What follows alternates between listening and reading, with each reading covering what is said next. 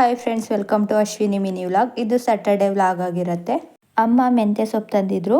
ಮೆಂತ್ಯ ಪಲಾವ್ ಮಾಡ್ಕೊಳ್ಳೋಣ ಅಂತ ಸಿಂಪಲ್ ಆಗಿ ರೆಡಿ ಮಾಡ್ಕೊಂಡೆ. ಕರೆಂಟ್ ಬೇರೆ ಇರಲಿಲ್ಲ, ಮಸಾಲೆ ರುಬ್ದಂಗೆ ಹಾಗೆ ಮಾಡಿದೆ. ತಿಂಡಿ ಎಲ್ಲ ರೆಡಿ ಮಾಡಿಟ್ಟೆ. ಅಷ್ಟೊತ್ತಿಗೆ ಮಗನೂ ಎದ್ದಿದ್ದ. ಅವನ್ನ ಆಟ ಆಡ್ಸ್ಕೊಂಡು ಹಾಗೆ ನಾನು ಟಿಫನ್ನು ತಿಂದ್ಕೊಂಡೆ. ಇವತ್ತು ವಾರ ಇರೋದ್ರಿಂದ ಅಮ್ಮ ಬೆಳಿಗ್ಗೆನೆ ಮನೆಯೆಲ್ಲ ಕ್ಲೀನ್ ಮಾಡಿಕೊಟ್ರು. ಅಪ್ಪನು ಸ್ನಾನ ಎಲ್ಲ ಮಾಡಿ ಪೂಜೆ ಎಲ್ಲ ಮಾಡಿದ್ರು. ನನ್ನ ಮಗನು ಆಟಾಡಿ ಅವನು ಮಲ್ಕೊಂಡ. ನಾನು ಸ್ನಾನ ಮಾಡ್ಕೊಂಡು ಬಂದೆ.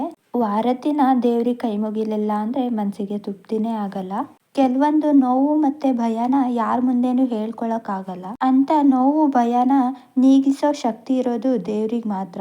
ಆ ದೇವ್ರ ಮುಂದೆ ಎಲ್ಲಾದ್ರೂ ಬೇಡ್ಕೊಂಡಾಗ ಏನೋ ಮನಸ್ಸಿಗೆ ನಿರಾಳ ಅನ್ಸುತ್ತೆ. 2 days ಇಂದ ಮನಸ್ಸಿಗೆ ನೆಮ್ಮದಿನೇ ಇರಲಿಲ್ಲ. ಯಾಕೋ ಮನಸ್ಸಲ್ಲಿ ತುಂಬಾ ಭಯ ಕಾಡ್ತಿತ್ತು. ಇವತ್ತು ಸ್ವಲ್ಪ ದೇವ್ರ ಹತ್ರ ಬೇಡ್ಕೊಂಡ್ಮೇಲೆ ಮನಸ್ಸು ಭಾರ ಇಳಿತು ಅನಿಸ್ತಿದೆ. ಇದು ಇವತ್ತಿನ ವ್ಲಾಗ್ ಆಗಿರತ್ತೆ. ಮತ್ತೆ ಸಿಗೋಣ.